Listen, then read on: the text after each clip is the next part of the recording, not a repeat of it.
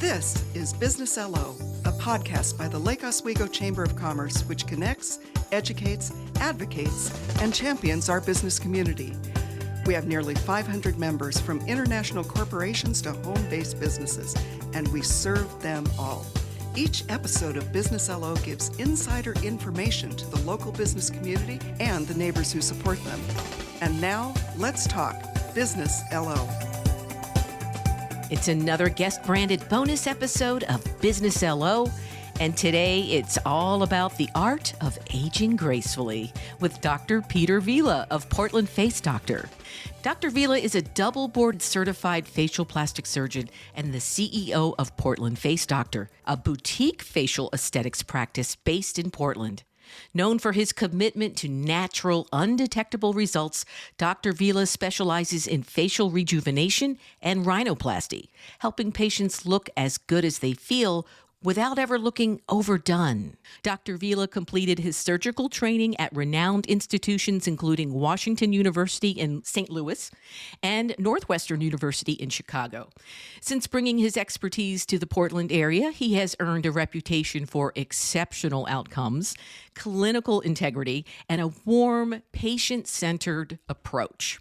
Whether in the operating room or performing nonsurgical treatments, Dr. Vila combines technical precision with an artist's eye, serving working professionals, creatives, and community members who want to feel refreshed and confident at every stage of their life.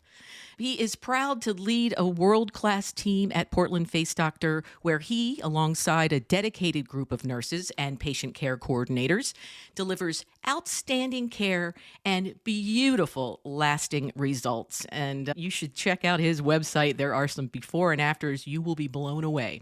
I'm Michelle Odell, and I am so looking forward to understanding more about the art of aging gracefully. Dr. Vila, thank you for being here. Thank you so much, Michelle. It's an absolute pleasure, and I've listened to so many episodes of the podcast that I just am blown away by, so it's really fun to be here. Well, thank you so much. I appreciate that. So let's go ahead and dive in. What sets you apart? What differentiates Portland Face Doctor from other plastic surgery practices? One of the things that it's easy to get caught up with is that when we see a before and after, when we see a really good result, you're seeing two distinct points in time separated by sometimes up to a year, right? And so our brain thinks, wow, that happens immediately. That is not the case. There's very much a recovery after surgery and all of these things. And so one of the things that I pride myself on in our practice is that we take that recovery process very seriously and have thought through all of those steps. As someone who does a lot of facial surgery, I know where the touch points are going to be. I know where there's going to be some times where we're feeling like, man, I really wish the swelling was gone. Man, this incision looks a little ropey. Yes, all of these things are a normal part of the recovery. So as a part of that, we actually have a whole team of nurses here that helps you recover and get back on your feet. People want to get back to their jobs. They want to get back to their lives. They don't want to stay hiding out forever. And I totally understand. And I also want that to speed up as quickly as we can make it. The approach to the post-op care is really one of the big things that I pride myself on in our practice. And I have an excellent team that I've built to really deliver that to our patients. And I would say that is a huge thing in this practice. Okay, that makes sense. So, isn't a facelift just a facelift? What is so different about different surgeons? One of the most common misconceptions that I think I see as far as facelifting is that people assume that if you do a facelift and you get a quote from somewhere and whatever procedures they recommended at one office, you can just go to a different office and they'll just do all that stuff. It's not like buying a car, okay? So if you go to a BMW dealership in Seattle and you come down and decide to buy it in Portland instead, it's going to be the same car. Maybe there's some little differences here and there, but it's mostly the same product. That is not the case when it comes to surgery. With a surgeon and your choice of surgeon, there's a million decisions that are made both in the consultation, during the surgery while you're asleep and I'm operating, and then afterwards. And so all of those little decisions are going to be very different from surgeon to surgeon. And so it comes down to really doing the right result for the right patient in the right way. The best results that we can possibly get is often a combination of all the things that we did over the course of months. Of course, all of that, it gets reduced down to a before and after, and I love showing those off too when you have a really beautiful result. But there's a lot of thought that went into that. It's really important to understand that. And so finding a surgeon that you trust, finding a surgeon that is delivering consistently the results that you're looking for and that you just feel like you get a good feeling from. That's really what's going to separate out. Obviously, you need to figure out if they have board certification and experience doing the procedure that they're talking about, all this kinds of stuff. That is absolutely the bare minimum. But then you're really going to want someone that you like and trust. Like, I see my patients a lot after surgery, and yeah, we're going to get to know each other pretty well, so might as well make it fun while we're doing it. Do some people get like a second and third opinion? They go to like different doctors to try to see who's going to do what to their face? I think do whatever you feel is right for yourself. Just like if you're going to do a big project on your house, maybe you want to get a couple different bids from contractors. Surgery is not quite the same thing, but it's often helpful to talk to different people, get some different opinions, especially if you're not quite sure about what it is you're trying to achieve. Sure, get a couple different opinions, and I think that's helpful. All right. So, my husband and I talk about this all the time. There's a Pacific Northwest aesthetic. There's definitely one when it comes to clothing and attitude, I guess just overall way of life. So tell me about the Pacific Northwest aesthetic. Definitely. I would absolutely argue that there is a Pacific Northwest aesthetic. And we're not talking like tattoos and like piercings and things like that, because of course that is part of it. But what I mean by that is that if you go to Beverly Hills, if you go to Miami, if you go to certain parts of New York City, people look a certain way, and there's a certain kind of type that is drawn to that. And it tends to be the celebrities that are looking for a certain look. And there is nothing wrong with that. And if that's what people are looking for, that's great. I would argue that that is probably not what most people in Portland or in the surrounding areas are looking for, where the aesthetic up in the Northwest is much more natural. Just sort of work with what you were born with, right? And whether that's turning back the clock a little bit to really just kind of erase some signs of aging on the face, or maybe you had a bump on your nose that you didn't love, or whatever the case may be, you're just working within the confines of what's natural and what looks like you didn't just have surgery. It's not a flex like it is maybe in Beverly Hills to some people. Right, yes. So that's really what the Portland sort of Northwest aesthetic is all about. People are very quietly elegant in this area, and you see billionaires wearing like hiking clothing, right? And like that's just kind of how it is in the Northwest, and that's cool, right? I mean, people are much more relaxed about their outward appearance, and so there's nothing wrong with that. And I think that also applies to surgery results that people are looking for. I'm sure people are a little worried they're going to look a little weird after, because they're going to look different. So talk about that a little bit. That's one of the most common questions I get when we're talking about doing something like a facelift, where obviously we want enough of a change to where it looks like we've addressed something, where it looks good. But yes, you still want to look like yourself. And so the helpful analogy is really, with the facelift, we're not trying to make you look like someone else. We're just trying to reverse the clock. You're still going to look like you. We're just erasing those signs of aging on your face. You're taking the clock back. Absolutely. And I would add to that I have the benefit of, I haven't been doing this for 30 years, which means I would have trained 30 years ago. In the current era, I get to stand on the shoulders of giants where other people have sort of figured out what works and what doesn't work. And I haven't invented any of these procedures, but what I am doing is I'm doing for my patients what I think works best. And sometimes that means doing things a little differently than the way I was taught, even in training, 5 years ago. So the sort of way to keep things natural, the way to still to get dramatic results, but have people look good, is just the decisions I'm making in the operating room, whether it's a deep plane facelift, avoiding buccal fat procedures in people who don't need them, just really trying to be conservative, but still dramatic in ways that people will just look dramatically better and not altered, not like the pull of the old school facelifts where people look kind of like they stuck their head out the car window for a little while. So those are the old school techniques that do that. And so I don't do those techniques, so my patients aren't going to look like that. Take 10 years off their life. I love the idea of that. Okay, so, we see her everywhere.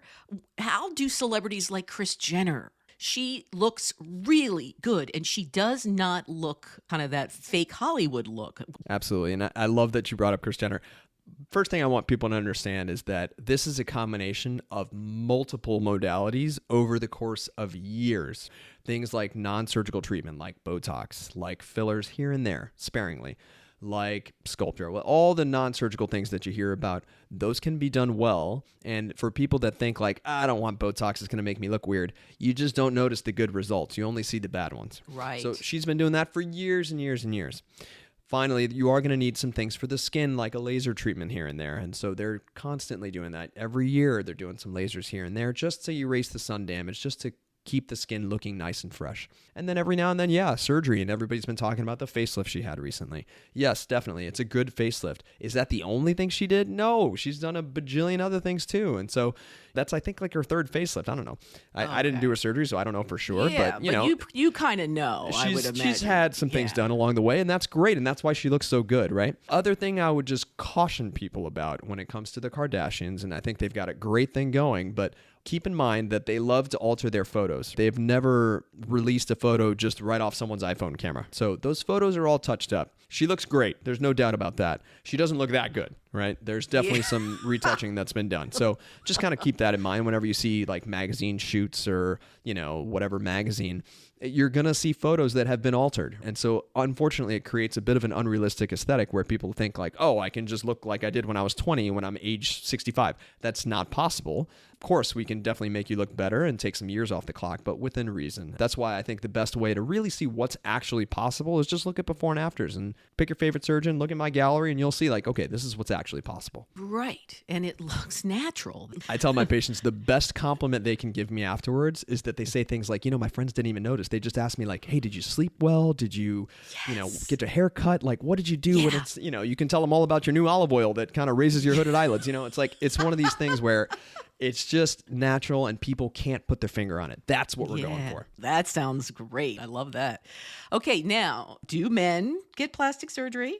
They absolutely do. And I will tell you, one of the most common patients in my practice is the male sort of business leader that wants to continue to look youthful because, you know, it took a while to get to whatever position they're at in life. And so they want to continue that.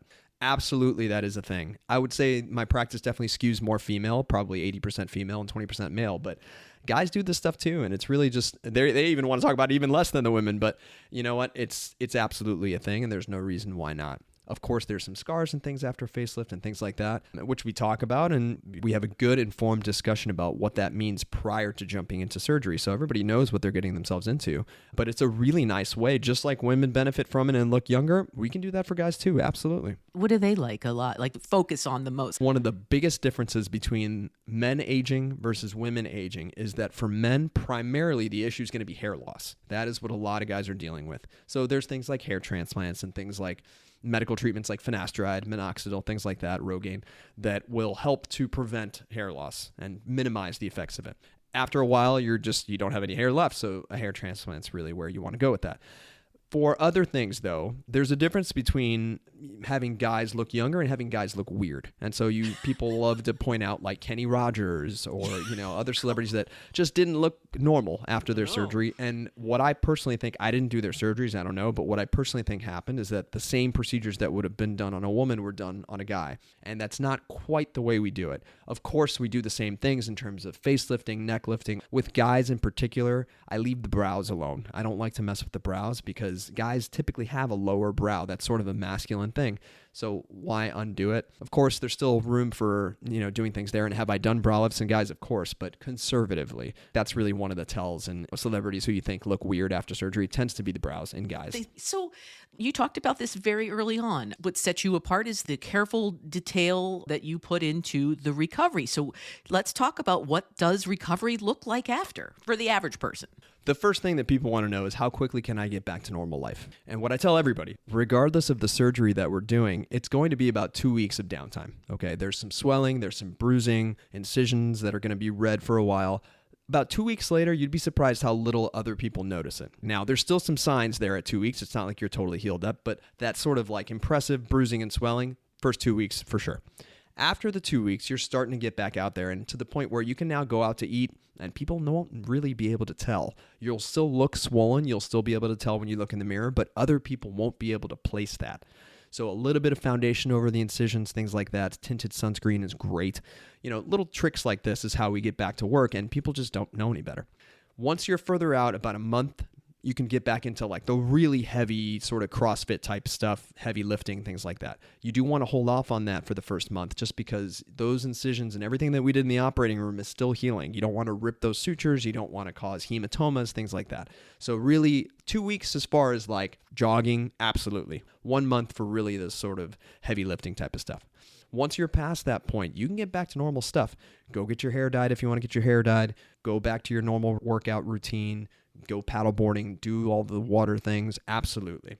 3 to 4 months is sort of that magic time where now it's really starting to be undetectable. The incisional redness is fading, the ropiness of the incisions is fading, and then it takes all the way out to a year for those things to fully mature. Okay. And do people tend to just like take a couple of weeks off? Like they just take time off work and they just stay home and just chill? And Totally. I tend to tell my patients it's best if you don't want any nosy coworkers knowing, just give yourself a couple weeks. And when you come back a couple weeks later, no one's the wiser. Certainly by like 3 to 5 days after surgery, you'll feel like you can sit at your computer and do like off-camera work. But certainly the second week, definitely ready to answer questions on emails, send emails out, sit at a computer if you need to. But I just like to tell everybody, just to be safe, it's best to give yourself a couple weeks after surgery. Okay. Well, is there anything else people should know about you and what you do, and tell everybody where you are and how to find you? We have a really great thing going here, and it's really fun to be able to meet with patients on a daily basis, talk to them about the things that are really affecting them. And one of the most common things I hear is like vanity, and people are almost apologetic about coming in to see me. And I tell them, listen, you got dressed up today, you showered today, you did your makeup today, you clearly care about your external appearance. How is this any different? It's never a sort of vain thing. I don't judge people. I don't try and sell people on surgery. That's really not what I do here. Like I said, most of my patients are working professionals that just want to look good and continue to stay good. And one of the most common things I hear is I want to look the way on the outside that I feel on the inside. That's really what gets me going in the morning, is being able to do that for people. And so we go through some surgery. Sometimes it's just Botox. Sometimes it's a laser treatment. Sometimes it's surgery and all the other things.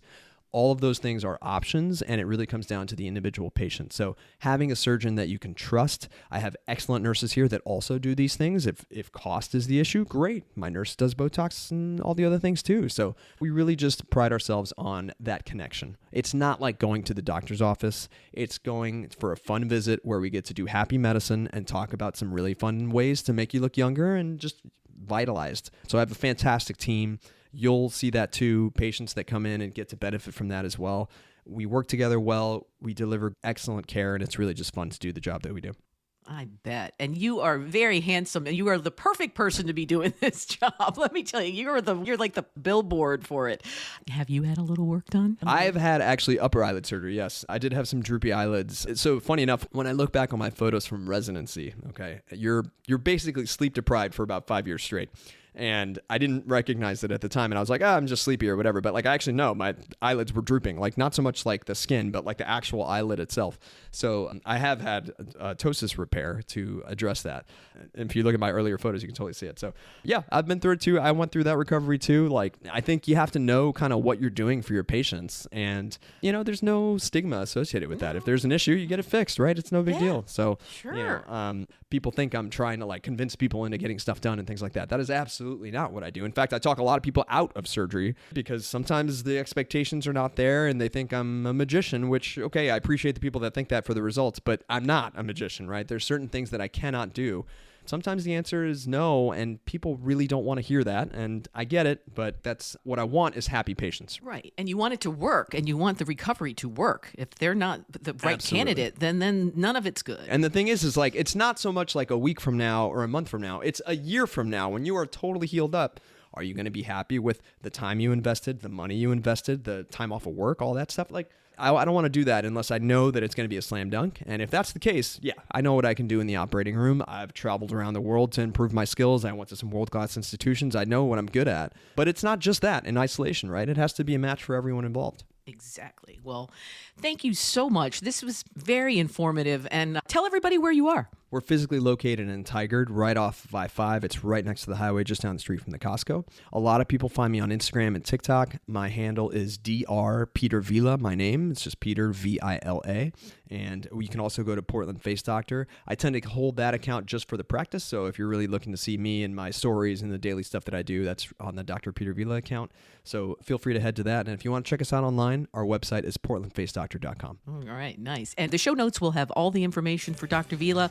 Check out his website when you get a chance. And thanks so much for joining me today. Thank you very much, Michelle, for featuring me on the podcast. And it's been an absolute pleasure speaking with you. Thank you. And I want to remind all of our listeners that every day is a Chamber of Commerce Day here in Lake Oswego.